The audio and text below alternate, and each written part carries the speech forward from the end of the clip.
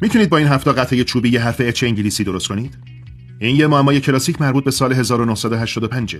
همونطور که میبینید با 6 تا از این قطعه ها خیلی راحت میشه یه اچ بزرگ درست کرد. ولی باید بدونید که قانون بازی اینه، از هر 7 قطعه باید استفاده کنید.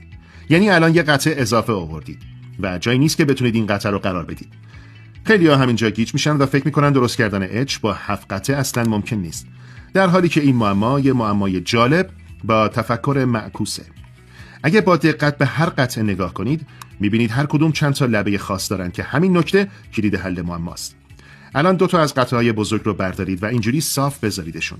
بعد 2 تا از قطعه‌های متوسط رو پیدا کنید و وسط قرار بدید. و 2 تا از قطعه‌های کوچکتر هم بذارید زیرشون.